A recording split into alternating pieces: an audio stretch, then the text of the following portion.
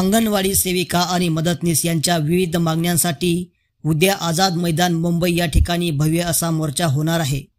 या मोर्चासाठी महाराष्ट्राच्या कानाकोपऱ्यातून मोठ्या संख्येने अंगणवाडी सेविका व मदतनीस उपस्थित राहणार आहेत। अंगणवाडी सेविका आणि मदतनीस यांच्या अनेक दिवसापासून प्रलंबित असलेल्या मागण्यांसाठी हा मोर्चा होणार आहे। तर या मोर्चामध्ये महत्त्वाच्या मागण्या काय आहेत हे आपण पुढील व्हिडिओमध्ये पाहणार आहोत।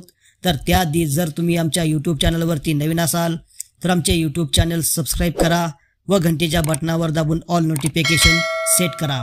तर चला पाहूया अंगणवाडी सेविका आणि मदतनीस यांच्या प्रमुख मागण्या काय आहेत। अंगणवाडी सेविका आणि मदतनीस यांच्या मानधनामध्ये राज्य सरकारने 50% वाढ केली। यामध्ये अंगणवाडी सेविकेला 5,000 रुपये तर मदतनीस यांना 3,000 रुपये वाढ केली।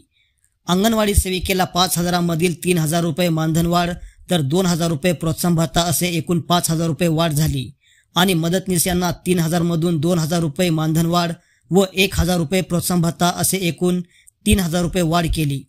प्रत्यक्ष बघायला गेलं तर अंगणवाडी सेविकेला 3,000 रुपये आणि मदतनीस यांना 2,000 रुपये एवढेच मानधन मिळत आहे। अंगणवाडी सेविकेचे प्रोत्साहन भत्त्याचे 2,000 रुपये आणि मदतनीस यांचे प्रोत्साहन भत्त्याचे 1,000 रुपये त्यांना मिळत नाहीत। यामुळे अंगणवाडी सेविका आणि मदतनीस यांच्यामध्ये प्रचंड नाराजी दिसून येत आहे। प्रोत्साहन भत्त्याचे पैसे मिळवण्यासाठी राज्य सरकारने अनेक जाचक अटी घातल्यामुळे हे प्रोत्साहन भत्त्याचे पैसे अंगणवाडी सेविका आणि मदतनीस यांना मिळतच नाहीत। राज्य सरकारने देखील अंगणवाडी सेविका आणि मदतनीस यांना प्रोत्साहन भत्त्याचे पैसे मिळूच नये यासाठी त्यामध्ये अनेक जाचक अटी घातलेल्या आहेत।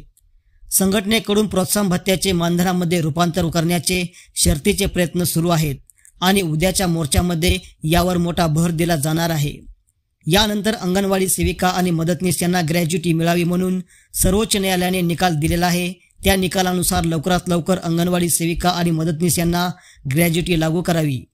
यानंतर राज्य सरकारने अंगणवाडी सेविका आणि मदतनीस यांना मासिक पेन्शन लागू करण्याचे आश्वासन दिले होते।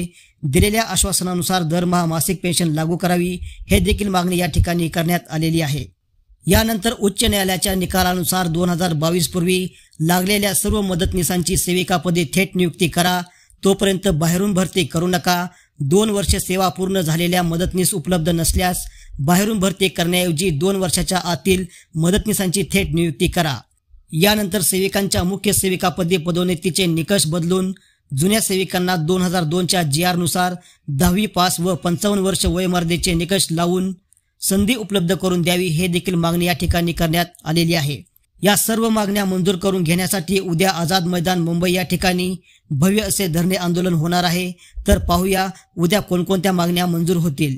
उद्याच्या मोर्चाचे व्हिडिओ पाहण्यासाठी आमचे YouTube चॅनल सबस्क्राइब केलं नसेल तर सबस्क्राइब करा आणि घंटेच्या बटनावर दाबून ऑल नोटिफिकेशन सेट करा। धन्यवाद।